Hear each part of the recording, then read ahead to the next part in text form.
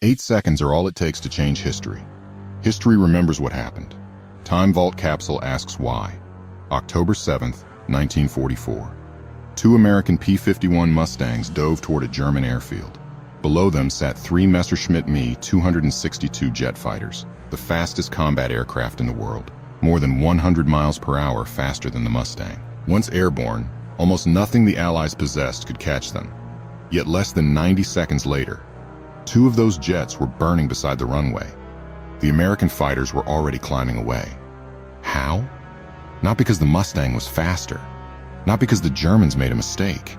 The answer was hidden inside 8 seconds almost every pilot ignored. By the autumn of 1944, the Me-262 had changed aerial warfare. Bomber crews described silver jets appearing without warning, ripping through formations, then disappearing before escort fighters could respond. American commanders quickly realized chasing the jets was nearly impossible. If they wanted to stop them, they would have to catch them before they reached the sky. That sounded easier than it was.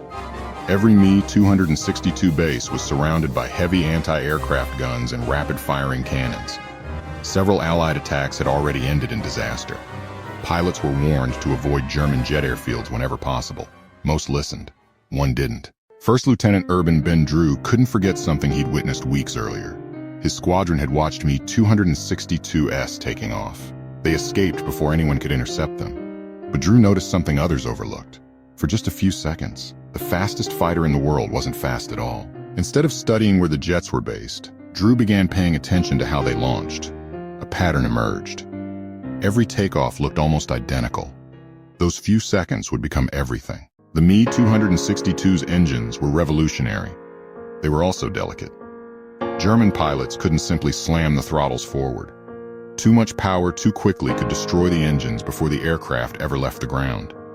Every takeoff required a careful, gradual acceleration. For a few precious seconds, the jet was still slow. Landing gear remained extended. The engines were still building power. Only after those seconds passed did the Me-262 become nearly untouchable. Drew waited for another opportunity. It finally arrived on October 7th. His squadron had just finished escorting American bombers home from a raid over Germany. The mission was nearly over. Then Drew noticed movement below the clouds. He descended for a closer look. As the airfield came into view, he immediately recognized what he was seeing. Three Me-262s were taxiing toward the runway. This was the opportunity he'd been waiting for. Everything he'd been taught said to stay away. The guns protecting the base could destroy an entire squadron. Every second over the airfield increased the chances of never making it home. But Drew wasn't watching the guns. He was watching the jets. Then something unexpected happened. One Me-262 slowed to a stop. Dark smoke poured from one engine. Ground crews rushed toward it. Engine failure. That aircraft wasn't going anywhere. Two jets remained. Drew rolled his Mustang into a steep dive.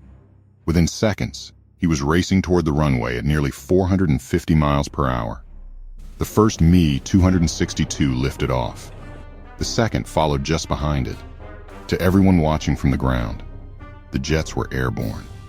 To Ben Drew, they were still trapped. Their landing gear was still down. Their engines were still accelerating. This was the moment he'd been waiting for. Drew held his fire until he was almost on top of them. Then he squeezed the trigger. 6.50 caliber machine guns erupted. Tracer rounds tore into the nearest jet. It exploded beside the runway. Without hesitating, Drew shifted his aim. A second burst struck the lead aircraft. The Me-262 rolled onto its back before crashing into the ground. In less than 90 seconds, two of Germany's newest jet fighters had been destroyed. The impossible had happened. But escaping the airfield would prove just as dangerous. As Drew pulled away, the entire airfield erupted. Heavy anti-aircraft guns filled the sky with black bursts of flak. Streams of cannon fire chased the departing Mustangs. This was the trap every Allied pilot feared. The guns weren't designed to stop the attack. They were designed to punish anyone who stayed. Drew never looked back. He pushed the throttle forward and headed for England. There would be no second pass. No victory lap. Every extra second over the airfield meant giving the German gunners another chance. Another American fighter wasn't as fortunate. A Mustang from a different flight lingered over the base just a little too long. a shell struck the aircraft. Within moments, it was engulfed in flames and spiraling toward the ground. The lesson was unmistakable. Drew had survived because he attacked once and left before the trap could close. Back in England, another challenge appeared. There was no proof. Every American fighter carried a gun camera that automatically recorded combat. Drew's had failed. The film jammed before the attack.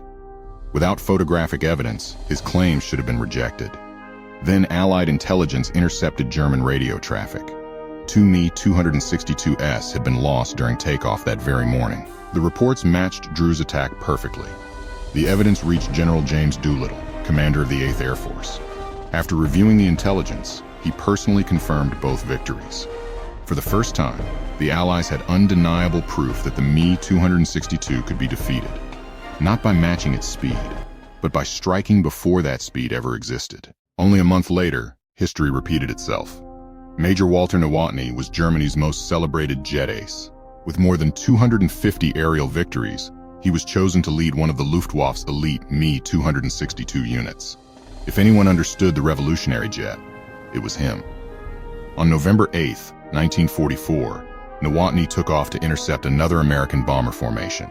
During the mission, he reported engine trouble. Moments later, Allied fighters closed in. The exact details remain debated. The outcome does not. Walter Nowotny was killed. Even Germany's greatest jet pilot couldn't escape the Me 262's most dangerous weakness. For a few brief seconds, the fastest fighter in the world still wasn't fast enough. Looking back, it's tempting to say Ben Drew simply got lucky. Luck always plays a role in combat. But luck alone doesn't explain why so many other attacks failed. Drew succeeded because he saw what everyone else overlooked. Most pilots focused on the Me 262's incredible speed. Drew focused on the few seconds before that speed existed. He also understood something equally important. The real danger wasn't attacking the airfield. It was staying there. The Germans had surrounded every jet base with rings of flak because they knew exactly when their aircraft were most vulnerable. They expected Allied pilots to circle, to make another pass, to linger just a little too long. Ben Drew never did. He attacked once, destroyed 2 jets, and disappeared before the trap could close. On paper, his mission should have been impossible. A slower propeller fighter had no business diving into one of Germany's most heavily defended airfields. Yet in less than 90 seconds, 2 of the Luftwaffe's newest jet fighters were gone. Not because the Mustang was faster, not because the Me 262 wasn't revolutionary, but because for 8 brief seconds, the world's fastest fighter wasn't. History often celebrates the biggest battles, the fastest machines, and the most powerful weapons. But sometimes history changes because someone notices what everyone else misses. On October 7, 1944, Ben Drew didn't defeat the Me 262. He defeated the 8 seconds before it became unstoppable. And sometimes, 8 seconds are all it takes to change history. The vault closes, but history remains.